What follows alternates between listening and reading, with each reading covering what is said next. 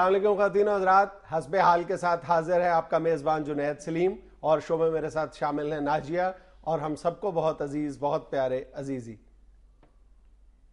آج حسب حال میں شامل ہے لمحہ فکریہ، محاوروں کا لذیذی استعمال، تو میں اور خبروں پر عزیزی صاحب کا تبصرہ۔ مگر سب سے پہلے ہم بات کریں گے امتحانات میں فیل ہونے کی افسوسناک شرح پر۔ افسوسناک شرح کیا مطلب جی؟ جتنا گڑ ڈالنا ہے اتنا ہی میٹھا ہونا ہے، جتنا کو بچے پڑھتے ہیں۔ یہ جو سکولوں کالجوں کی حالت ہے وہی شرح نکل رہی ہیں، اور تمہارا کیا خیال ہے 150% پاس ہو جائے کرے؟ مسئلہ یہ ہے کہ یہ جو ایک ایسا ہمارا سماجی المیہ بن چکا ہے، بلکہ ہمارے نظام تعلیم کا ایک بہت بڑا سکم ہے یہ، کہ یہ خاموشی سے یہ اتنا بڑا مسئلہ جو ہے نظر انداز ہوتا چلا جا رہا ہے کہ جو طالب علم ایک بڑی تعداد میٹرک میں، پھر انٹرمیڈیٹ میں اور پھر بی اے میں، ایک بڑی تعداد جو ہے وہ خاموشی کے ساتھ فلٹر ہوتی چلی جاتی ہے، نیچے فیل ہو جاتی ہے، اور ہمیں پتہ ہی نہیں چلتا کہ یہ جو اتنی بڑی تعداد فیل ہو گئی ہے، یہ طالب علم بیچارے کہاں جائیں گے، یہ زندگی میں کیا کریں گے؟ کبھی ہم یہ سوچتے ہی نہیں ہیں۔ وہ جو تھوڑی سی تعداد جو کامیاب طالب علم ہوتے ہیں، جو پاس ہو جاتے ہیں، وہ تو ہماری نظر میں ہوتے ہیں کہ ان کے لیے اتنے کالجز موجود ہیں۔ ہاں البتہ جو پوزیشنیں لے رہے ہیں نا بورڈوں میں، ان کو گورنمنٹ بار کی سیر سورے کرا رہی ہے، انعامات دے رہی ہے، ان کو شاباش دے رہی ہے،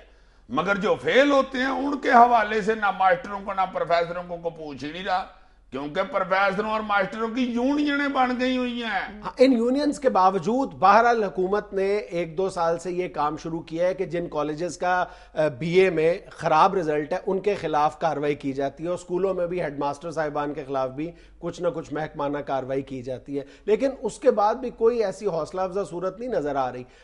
1 سال پہلے 26 ایسے کالجز کے پرنسپلز کو معطل کر دیا گیا تھا، اور تمہیں پتہ ہے کہ صرف پنجاب میں لاسٹ ایئر 11 ایسے کالجز تھے جن کا ایک بھی طالب علم B A B S C میں پاس نہیں ہو سکا، اور 70 کالج ایسے ہیں جن کے صرف 20% طالب علم پاس ہو سکے۔ بھائی جی اگر آپ کی اجازت ہو تو میں تھوڑا سا بول لوں جی۔ ارشاد نہیں میرا واقف، میں نے خود بولنا ہے۔ اچھا پھر بولو۔ لو جناب، یہ جو معطل کی سٹوری سنا رہے ہیں نا، اسی طرح کا ایک میرا اپنا یاتی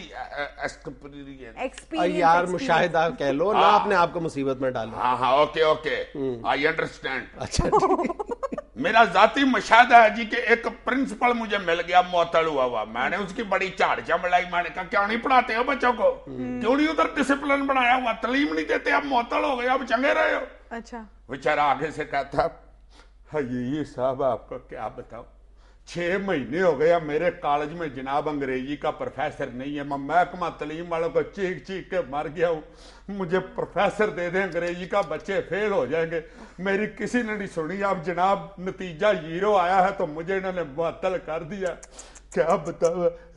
یہ واقعہ صرف اس نے اس لیے سنایا تاکہ یہ ثابت کر سکے کہ کوئی پڑھا لکھا بندہ بھی اس کا دوست ہے۔ پھر تم کہتی ہو کہ یہ صاحب آپ نہیں بولتے۔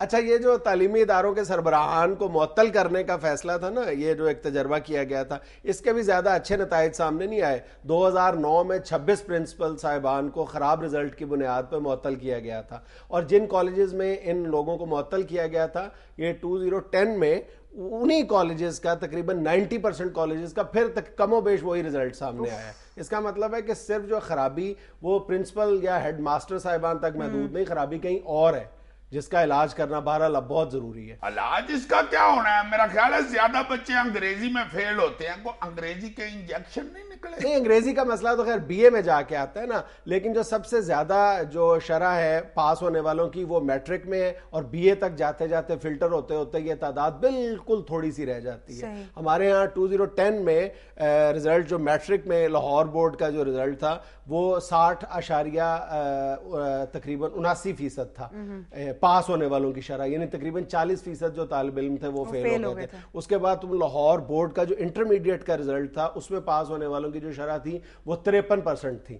تو اس کے بعد تم یونیورسٹی یعنی گریجویشن بی اے کی سطح پر آ کے دیکھ لو، اس میں تم پنجاب یونیورسٹی میں جو پاس ہونے والوں کی شرح تھی وہ 29% تھی، پھر پشاور یونیورسٹی میں جو بی اے کی سطح پر تھی 28% تھی، کراچی یونیورسٹی کا اس سلسلے میں اچھا رزلٹ ہے، وہاں پر تقریباً 40% جو طالب علم ہیں وہ پاس ہوئے ہیں، یعنی 60% فیل ہو گئے۔ یعنی میٹرک میں تقریباً 60% طالب علم پاس ہوتے ہیں، اور بی اے میں جا کے تقریباً یعنی 70% طالب علم جو ہے وہ فیل ہو جاتے ہیں۔ تو یہ بہت بڑی تعداد ہے جو فیل ہوتی جا رہی ہے, اور ہمارا معاشرہ اور نظام تعلیم اس بات کو اگنور کر رہا ہے کہ یہ کتنا بڑا بوجھ ہے ہمارے سسٹم پر جو طالب علم فیل ہو جاتے ہیں. بوجھ کیوں جی, بچے فیل ہو کے وزنی ہو جاتے ہیں. نہیں وزنی نہیں ہو جاتے یار, مطلب معاشرے میں ان کو ایڈجسٹ ہونے کے لیے پھر بہت زیادہ تگدو کرنی پڑتی ہے. وہ مطلب ایک طرح سے ڈیمورلائز ہو جاتے ہیں, ناکامی کا ٹیگ لگ جاتا ہے ان کے اوپر. شرمندہ پھرتے ہیں, گھر سے بیچارے بوتل لینے جاتے ہیں دکان پہ تو ادھر خارج کرتے ہوئے. اور بعض اوقات تو معاملہ جو یہ جو احساس شرمندگی ہے یہ احساس جرم میں بدل جاتا ہے, اور بعض دفعہ معاملہ جو ہے وہ خودکشی تک پہنچ جاتا ہے. ہاں, جب میں 8ویں میں فیل ہوا نا تو میں چھت والا پنکھا پکڑ کے لٹک گیا. میں نے چھوٹے بھائی سے کہا چلا دو پنکھا, اس نے بٹن دبا دیا. وہ جب پنکھا تیز ہوا تو میں چکری کھا کے الماری میں واج کے نیچے گر گیا. پھر جب میں حسب روایت بی اے میں فیل ہوا تو اس وقت تک شکر ہے لوڈ شیڈنگ شروع ہو گئی ہوئی.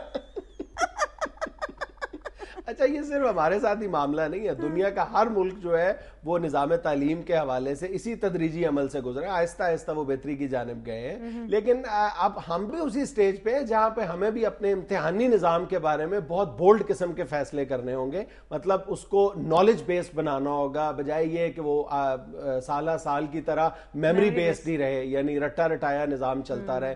رٹا سسٹم کو ختم کرنا ہوگا یکسر طور پہ. اب کچھ بہتری آ رہی ہے ہمارے امتحانی نظام میں, اور اس میں آبجیکٹو ٹائپ جو ہے اس کی شرح جو ہے وہ بڑھائی جا رہی ہے, جس کے بڑے حوصلہ افزا نتائج دیکھنے میں آ رہے ہیں. یہ آبجیکٹو ٹائپ امتحانات کے ہمارے ہاں اس لیے رزلٹ اچھے آ رہے ہیں کہ فٹافٹ اگلے سے پوچھ لیتے ہیں پہلا کہ تیجا. نہیں, اس کا بھی انہوں نے حل نکال لیا. تم جیسوں کا علاج انہوں نے یہ کیا ہے کہ جو آبجیکٹو ٹائپ ہے وہ ایک ہی جگہ پہ جو دیے جاتے ہیں وہ مختلف قسم کے آبجیکٹو ٹائپ پیپر دیے جاتے ہیں. یار تم جیسے کیا مطلب, میں تمہیں نقلیہ لگتا ہوں.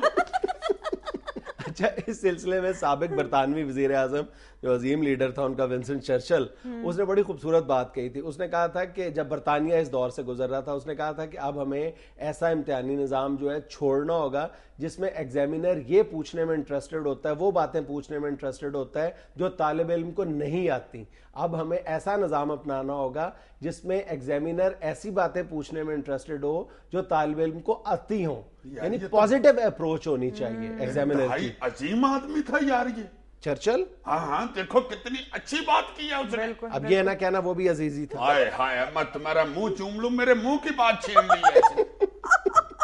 دیکھو کیسا اس نے یار عقل والی بات کی ہے, کیسا اچھا بیان کیا اس نے. جو آپ کو پوری کتاب میں 2 سوال آتے ہیں وہ پوچھ لو. نہیں یار, ویسے تم بتاؤ کہ تمہیں ساری صورتحال پر تشویش نہیں؟ کس بات پہ یار, یہ جو اتنی بڑی تعداد میں طالب علم فیل ہو رہے ہیں بیچارے. یار تم یہ کہہ رہے ہو, اللہ جانتا میں جب بھی رزلٹ پڑھتا ہوں اخبار میں, تم یقین کرو ہنسی مذاق اپنی جگہ پہ, میں بڑا شرمندہ ہوتا ہوں کہ یار یہ ہمارے ساتھ کیا ہو رہا ہے. مگر کیا کرے یار, بچے دیکھو نا لگ کس طرف گئے ہوئے ہیں. پڑھتا ہوا بچہ کو نظر ہی نہیں آتا. مجھے یاد ہے بڑی اچھی طرح, میرے بچپن میں نے بچوں کو یہ جو پول ہوتے ہیں بجلی والے باپڈا کے, ان کے نیچے بیٹھ کے پڑھتے ہوئے دیکھا ہوا ہے. پارکوں میں گراؤنڈوں میں بیٹھ کے پڑھتے ہوئے دیکھا ہوا ہے. تھوڑوں پہ بیچارے باہر کی لائٹ میں بیٹھ کے پڑھ رہے ہیں. اب تو بچوں کو سارا کچھ دیں بھی تو وہ کخ نہیں کرتے, وہ کارٹون لگا کے بیٹھے ہوتے ہیں. یہ انکل کی فلم لگی ہوئی ہے. میرا مطلب ہے یہ انکل کی فلم لگی ہوئی ہے. یار یہ کارٹون میرے منہ سے نکل گیا, یہ کاٹ دینا تمہاری مہربانی. اب بچوں کی حالت اور طبیعت ہی بدل گئی ہوئی ہے. کالجوں میں بچے جاتے ہیں, جوان ہوتے ہیں, عشق شروع ہو جاتے ہیں. جب فیل ہو جاتے ہیں پھر بیٹھ کے گانا گا رہے ہوتے ہیں, فیل ہونے کا سبب یاد آیا.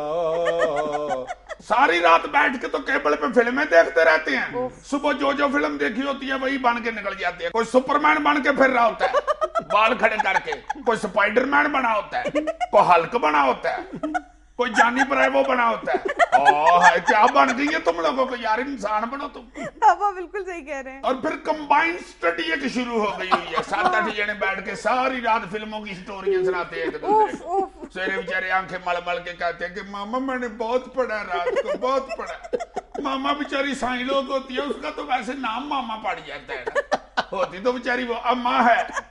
وہ بیچاری یہی کہتی ہے, ہائے میرا پتر ساری رات کمپیوٹر پہ بیٹھا رہا.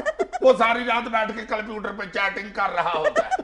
پھر جس دن امتحان ہوتا ہے اسے ایک دن پہلے گیس ڈھونڈنے دوڑتے ہیں. लैक बच्चों के दरवाजे खड़का रहे होते हैं, उनकी अम्मी कह देती है पुत्र वो कर नहीं है, चलो दौड़ो। फिर दुआएं मांगनी शुरू कर देते हैं, या अल्लाह को हमला अच्छा लगा हो वहां पे, या अल्लाह को रिश्वती एग्जामिनर हो, या अल्लाह को ऐसे बंदे भेज जो गरीब हो इम्तिहान चेक करने के लिए, पैसे पकड़ के फटाफट निकल जाए वहां से। वो भी नहीं होता जब ईमानदार हमला लग जाता है। फिर पर्चे में जवाब की जगह पे शेर लिखे होते हैं, नंबरों की कुंजी तेरे पास है, अगर पास कर दे तो क्या बात है।